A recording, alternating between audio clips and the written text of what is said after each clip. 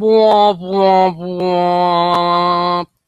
Hey everybody, I'm Kamurai. Welcome to the Watch Spot, where I talk about things and stuff that I've been watching. And I've been tired all day, and then I came home so I can play with the cats, and then dealing with weird nonsense. So I want to finish this so I can play with the kitties. Oh look, here's one. Come here. Come here. Let me love you. Let me love you. All right. So, um, I was a little grumpy before I started this, so I was watching the Cooptional podcast, animated stuff, um, which puts me in a good mood because it's TB, Jesse, Dodger, and their guests, and the animated's kind of like a highlights reel of some of the better bits and pieces that they've done. So yeah, it's good stuff. Let's start out with Rooster Teeth, Red versus Blue. I'm really waiting. I really can't wait for the new Ruby season to start. I know they're working on it, and I know Monty leaving, us, everybody, the planet, whatever you want to say, rest in peace, Monty, is definitely hurt them. But I think they're still aiming for like a release, and they may release one at RTX or episode 1. That may be part of the reason for delaying the way they did, is so that they can kick off a new season at RTX, which I think would be ideal, but yeah, who knows. But Red versus Blue, there's lots and lots of setup. They're on this huge dip, and even with the PSA, I was expecting, or with the PSA previous week, I was expecting something bigger, and we're just building more. But at least we know that Felix finally figured out that you can't use the sword. So we're taking a look at some of the infighting on the Mercs team, and I don't consider anything in this episode a spoiler because it's all just discussing things we already know to set up for the next episode. So they start inquiring about Agent Maine, which always gets me going because the meta was like is by far, long and far, my favorite thing out of the entire Red versus Blue. I loved it. I want an Agent Maine backstory show. I don't know how I go about doing that. Maybe I'll if Bernie's at VidCon, I'll offer him a hand job. I don't know. So Rooster Teeth. Geez. Oh, the new RTA came out. Oh, on the spot. Who was on the spot? Oh, Colin. Colin's been around. He's actually on the pre-recorded podcast that came out this week as well. Funny dude. Really interesting to see his style of humor. He's apparently a writer for a TV show called Ken and Peele, which I have not actually seen, but I'm more inclined to check it out after I've seen some of his humor in action. So, but he's one writer of a team, and like that's not probably a fair representation of the show as a whole. Moving on to Geek and Sundry. Titan's Grave, apparently, and I haven't been noticing this. Oh, it said 6 was available. Titan's Grave 6 is available on the website. And I could double check. I'm not going to. I know Critical Role was filmed on Twitch, and then because it was filmed live and then exported over to YouTube, and then there's a huge delay from when they're released it publicly. Right now they are unlisted, so you can watch them all on the Geek and Sundry website, and it's hosted on YouTube. And if you're smart, you can go and over to YouTube. And if you're like me, then you can put it on your own fucking list, so you can just watch through them. Granted, there's 3 hours a piece, but eventually I'll get through them. I listened to one while I was at work today, so I'm gonna get through them eventually.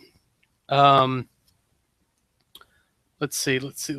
No tabletop last week. No Cooptitude this week. So maybe they did quit. Maybe they killed Cooptitude off. But with Titan's Grave going on and Critical Role, apparently Critical Role 2 is still going because because I don't keep up with Twitch. Twitch is very hard for me to keep up with because trying to catch things live is not good. The only reason I catch the one thing that I try to catch live is because I see it on Facebook. and usually that's by chance. It's like, oh yeah, that's a thing that's happening. Otherwise, I just watch it when I can watch it on my own schedule, because that's how I prefer to live my life, and I don't understand in this day and age bending to anyone else's schedule.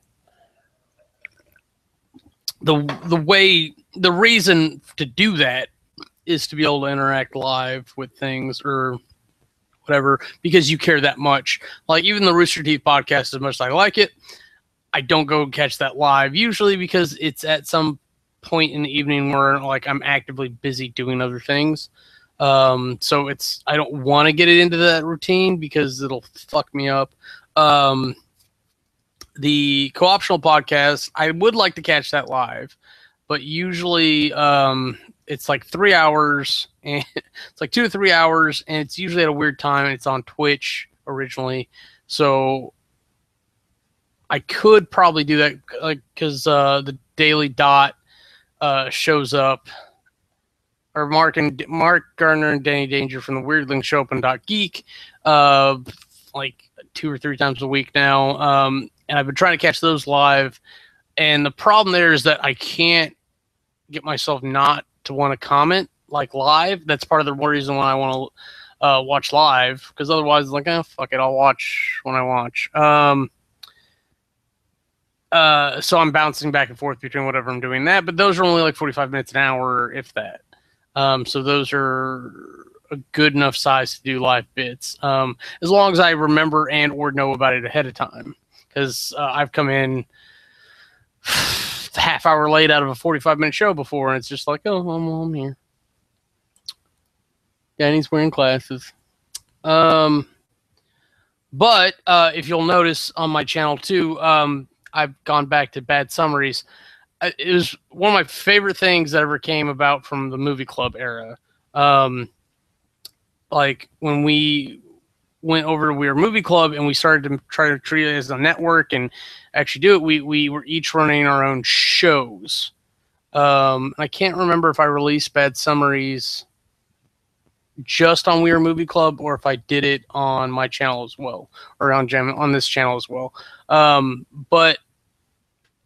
So I went through, I did a lot of work to make it happen, actually, because I didn't realize how out of date and out of practice I was with a lot of stuff. But I went back and I changed all the templates and all the defaults over. So now I have templates for Heroes or Critical Role, Titan's Grave, Twilight Chorus, which is kind of an X Factor, and Heroes of Awesome. And then the Weirdlings have finally announced the new one, which is going to premiere August 23rd, I believe is what they said. And that's Dominions of Elisund, which is kind of a weird campaign name. Like, I'm assuming that's the area that it's in, and that's fine. What made it worse was that, like, they presented it as Mark presented it as a subcategory of Heroes of Awesome, which was just confusing. I mentioned this in the comments. I'm not saying anything that I didn't say to them. But I'm excited for it nonetheless. Branding, they'll get straightened out. It's not a problem. It's not a thing yet. They're just announcing it. The problem is that if you can get any buzz beforehand, you'll have a little bit of momentum going in. And awkward branding, it's not even bad branding, will change that. And going through .geek, it's a give and take. Like, yeah, I realize they're buddy. Use the .geek studios. They obviously get the studio, they get the equipment. They do a much more professional look. Going through .geek also means that they're having to incorporate more of the branding and mentioning and just upkeep, overhead, I believe the term. So, I mean, it's a trade-off, but I think it'll be really good for them in the end. And Josh is cool. I don't know anyone else who works at .geek. There's a Will. He hides in the shadows. Yeah, so we're going to see a lot of shifting to RPG shows. And I think I'm going to end up talking about the RPG shows here, and I'm going to try to look at them from a story standpoint, because that is why I like them. The personalities of the players and everything really helps like it, but it's the story being woven and the fact that you're actually seeing, like, 5 people live write a story. So that'll be interesting. But yeah, you'll see more of that here. Yay, and we'll see bad summaries go up, and I'll try to talk about those briefly. Amazon Prime, I haven't seen anything on. I did not go through this properly. My apologies. Oh, they tried to force Baby Daddy on here again. Hulu again is just Melissa Joey. I will note though that Masters of Sex has caught my eye on commercials because it's Lizzie Kaplan. I actually think she's kind of funny and amazing. I don't know enough about Masters of Sex, but I want to see what she's doing. But it's on Showtime, and then I was like, oh, why would I do that for one show? But then I saw them saying that House of Lies and Homeland are on there, and I was like, oh, well, that might actually be worth it. $8.99 for Showtime subscription through Hulu. So it's not like HBO Now where you have its own thing and everything. And I think I'm paying $15 for essentially just Game of Thrones, which isn't even on right now. And I can't get myself to target down on True Detective. I think I'm trying to clear out some of the other stuff. Like I caught up on The Strain. I started back on Ranma, but I think I've hit anime fatigue with the Ranma. But I'm in season 5 of 7, I think. Like I'm on season 5, disc 2. Yeah, and so there's 2 more seasons after season 5. And then the movies if I want to do that. I like Ranma, but I'm just trying to do more things. It's really hard for me to do things, especially if it involves on camera or sound, and watch things. But I can do it when I'm programming. I can't do it when I'm playing games that much anymore because I'm trying to stream most of the stuff. I'm trying to get through that blind list. So there are things that I'm doing that are preventing me from doing things. And it's actually kind of aggravating because I'm used to it. But none of the TV shows and stuff that I'm used to watching are around right now. So there's that. Did I get anything interesting in on disc that's worth talking about? Nah. It's kind of hard to one-up Chappie. Why am I looking at me? Oh. I did watch a couple things on Netflix.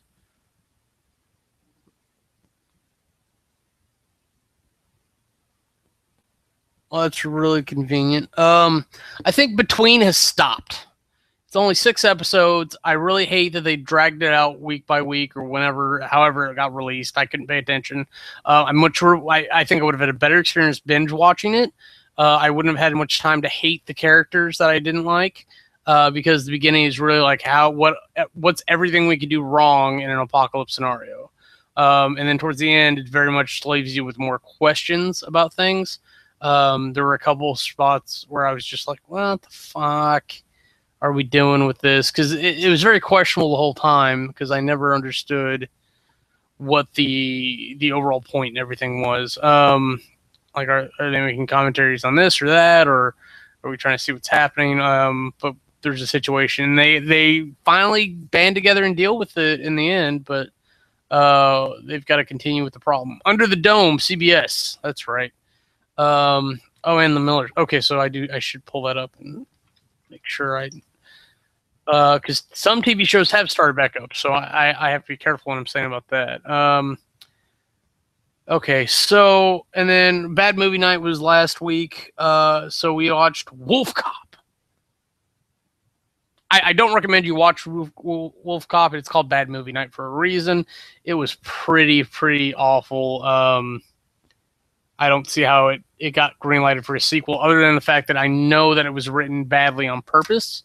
So movies like that and Zombievers and things are actually starting to catch on as like a revival of the B-movie scene, if you will. So I don't know. It's not my thing.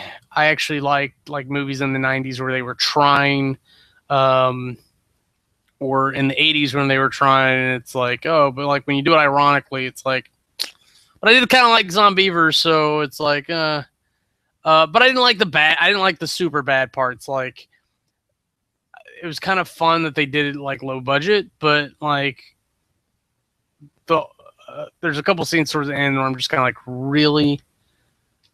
Okay. And then I got in a mood and I wanted to watch something like a little bit more uplifting. A couple days later, and I clicked on Drive Me Crazy because I actually like Melissa Joan Hart. I remember crushing on Clarissa when she was, or Melissa when she was Clarissa on Clarissa Explains It All. I think that was even before Sabrina the Teenage Witch. But I was a kid, I crushed on a kid. Like, so like she's always like got a spot. So I like to see what she's up to, what she's doing. And I really liked her in this. It was actually a very good commentary on the life and times of people and the class structure. Not like home ec class, like oh, the upper echelon, the lower echelon, like those who dare to rock the boat from the standards, and all about becoming just people and not jocks and nerds and losers or whatever. It's kind of like a movie version of Freaks and Geeks. Sorry, I put a box up where a cat normally is, and she seems to be taking exception to it. I just hope she doesn't jump in it because she'll probably fall off. They'll see me panic on camera. But Drive Me Crazy also includes young lady. I learned her name. I knew it for like 2 days straight. I know. That is also in 10 Things I Hate About You. She's like the supportive friend who's in love with Shakespeare. She does like really pretentious pretty well. And in both the movies I just mentioned, she's also very pale and black hair. And like that was my type when I was growing up. So when these movies came out, I was like, oh, like that should have really honed me in. So I was like, what else has she been in? Like, she's got to be in something. And what I found was that they made an Open Water 2, Adrift, and she's actually the female lead. It's actually an ingenious movie. I just wish they hadn't associated it with the first one. Survival scenario. You all fall off a boat, but there's no ladder to get back up on the boat. No one has dropped anchor. There are no ropes that are hanging from the boat into the water. So the boat is adrift in the ocean. And I think they started with the suits they were wearing. They had a hunting like a scuba knife. What was the other thing? They had a knife. They had like 2 pairs of goggles. Their swimsuits, and one of the girls had a inflatable dolphin. So you puzzle that out all you want. I personally, they managed to rip a flag, and honestly, they could have like used their shorts or whatever to try to make a rope. If you use the dolphin as part of the rope, then you can create a whip where the end is heavier, and you can get that to hook onto the cabling that's on the side of the boat. The other problem is that the anchor was actually a lot lower than everything else, and they never tried to jump up and grab the anchor. There might have actually been handholds over there that they could have held on to, and then somebody climbed on their shoulders. Even if that put the first person underwater, that could have given them a jumping point to go grab the anchor. And then they bullshit-wise, when they finally get the ladder out, it's this panel that extends from the boat, and then the ladder flips out from there, which is horseshit, because if that little bar was on the outside, they would have jumped up and grabbed it and climbed to safety like in the first 10 minutes. We wouldn't have had a movie. So fuck you guys. I was looking to see if anything else was in it, and then I was like, have I seen this movie? It's called Who's Your Monkey? One of my favorites. It's the guy from The Strain, the rat killer. He also played the Blob in X-Men 2, I think. He gets cast as like foreign types. I guess he does a very good stoic, foreign-y accent type thing. Well, there's usually like this and whatnot. And so he's in there, and he's like bestiality producer or something. And there's these 4 guys that all have this kind of weird codependent relationship with one another. Some of them are married and their wives don't like it. One guy has the girlfriend who is actually the same girl from Adrift. And like, so they all help each other out with their problems because they're basically incompetent for the most part. But it looks like a role that Johnny Knoxville would have turned down. Like I could have seen him in the mix there at some point. But like it becomes Weekend at Bernie's too, because spoiler alert, somebody gets killed and like they've got to deal with the body. So it's all about trying to help each other through this difficult situation in a trying time. And then I did another, like, have I seen this? And I put on the pack 2, and the whole time was like, I swear I've seen this, but I don't remember her, and she's kind of cute, so I don't know why that wouldn't register. And it turns out, and I didn't realize it until we got to the Prophet Girl, because I really dig her for whatever reason. I think it's because I had an ex that looks a lot like her.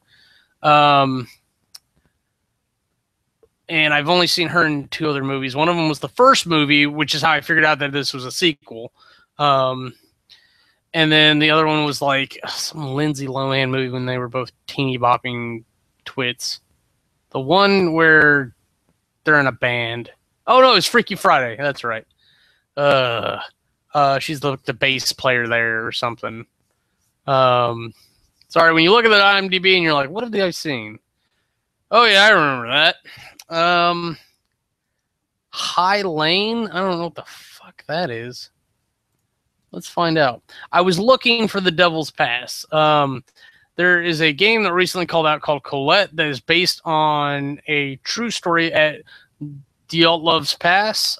It's a place in Russia where 9 people went on a hike to investigate this mountain range or whatever, and they all died. But apparently, it looks like it appears as if they went insane. Some of them ran off into the snow with no clothes on.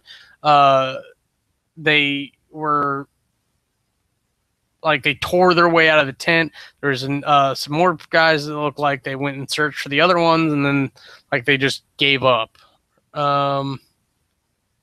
Okay, I do not like how Netflix has updated itself. Because unless I have saved it to my thing... Oh, this was actually pretty good. Okay, so High Lane, I was looking for Devil's Pass. I was like, oh, I haven't seen this. This looks interesting. It's a French film, but it's dubbed over, so you don't have to read anything. It's 1, 2, 3, 4, 5 of them. Yeah, it's 2 couples and one of their exes. Yeah, one of their ex-boyfriends. Like so that's an ideal grouping. But they go to this place and the path is closed, so they hike around it to get back on the path because it opens up. But the reason it's closed, spoilers, is that the equipment is in bad shape. And they're not going to bother to repair it, obviously. So like there's cables that are snapping, there's rebar that's fallen out. It's really a mess. But it turns out somebody was living there, and they've been busy trapping to survive. And we'll leave it at that because it's actually really worth watching. But it is a survival horror type movie. So make your own conclusions. I really liked it. I really liked how it ended. I was kind of sad at how couple situations went. But apparently this is based off a true story as well. The guy, I'm gonna spoil that. The guy that was living out there apparently was kidnapped as a young child and then was never recovered. Like that's the idea, is that he's there, and then certain people went missing and were never found. It's a lot of creepy involved there. Oh, I started watching The Black Forest. It was supposed to be like a fairy tale survival horror, and I turned it off for some reason. I think I just got tired. But a girl turns into a bird. I was just like, done. I'm too tired for this. So I need to check that out. And of course, I did watch Devil's Pass. Is a really interesting twist on Dialtov's Pass. Though it looks like more and more people are just writing the whole thing off to infrasonic sound waves manipulating people's brains.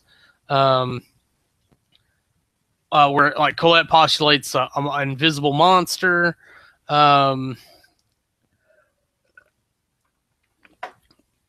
Devil's Pass gets really creative to borderline disrespectful of the people who'd actually died in the event. I'll be honest. I like where they went with it, but I'm not going to pretend it's respectful. Teleportation theories abound in that one. But really nice dark twist on it if you like those sort of things. Okay, so let me finish out with CBS. HBO, I've not watched True Detective yet. Game of Thrones is not back on. Oh, well. Big Brother. That's a reality show, isn't it?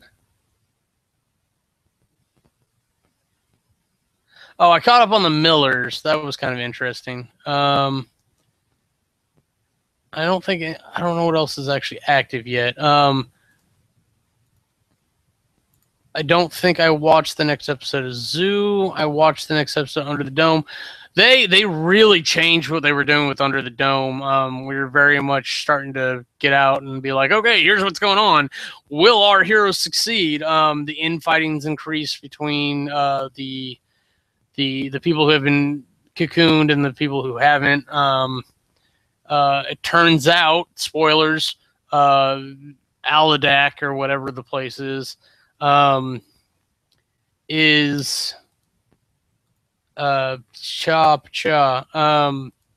inside the dome. They figured out a way in or out or whatever. Of course, the egg's busted, so the queen bitch is trying to use what's left of it to, I don't know, keep in touch with what the egg's plan was. I have a feeling that they're going to try to reassemble the egg here soon. And with what Alatak's doing, it should be interesting to see how well that goes. Let's click through some of the shows I've been watching or I'm gonna watch. Oh, they're trying to load things.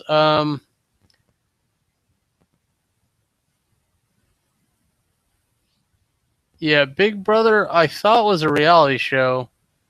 I'm seeing like chicks in bikinis. There's Kathy Griffin, muscly dudes, and really strange camera angles for anything. Yeah, there's a bunch of people waiting to be eliminated. So yeah, that's a reality show.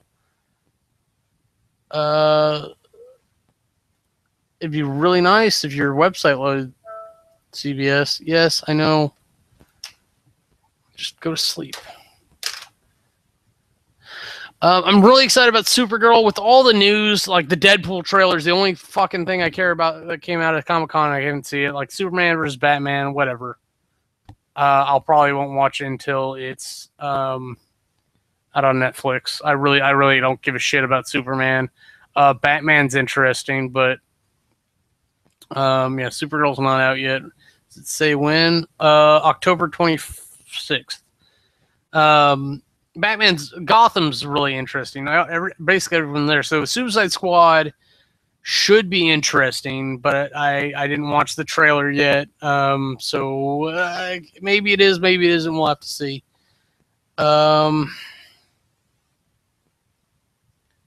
Yeah, Elementary is not back up yet. No notice for that. That may not be coming back. Mom is in the same boat. I don't know why you use hashtag mom. Big Bang Theory.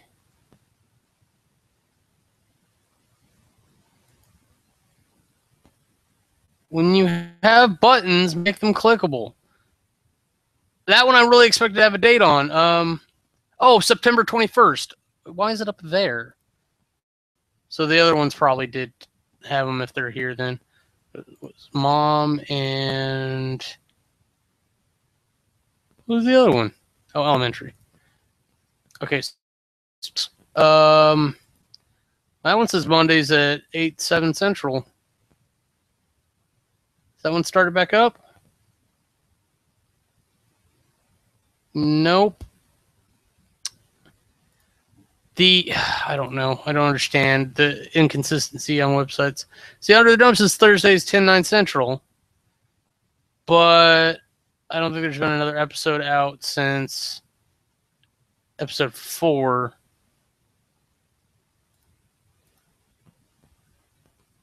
Zoo Fight or Flight, episode 2. Tuesdays 9 Central.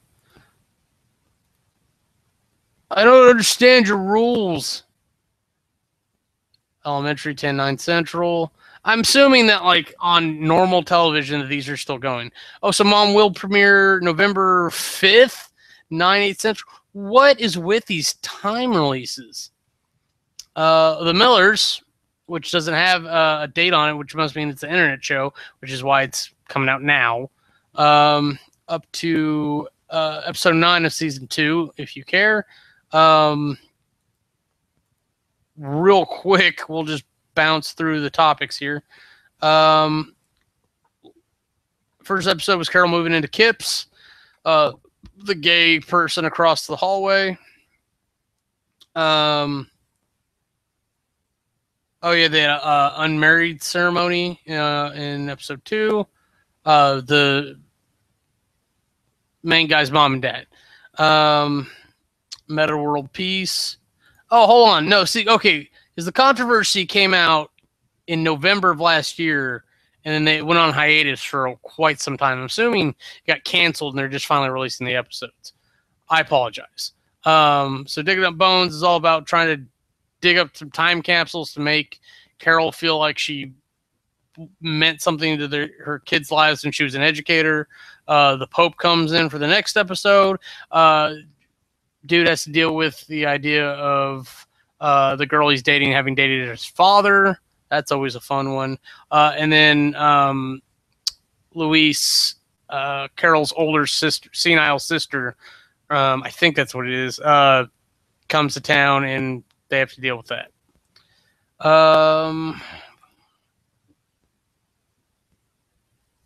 Unknown, stop getting my notifications. Fuck you. All right, that's all I got to say about that. I've got things I've got to do. I was hoping to get a bad episode or a bad summaries done tonight, but it may or may not happen. But until next time, I'm Kamurai, and you'll see me then. Bye.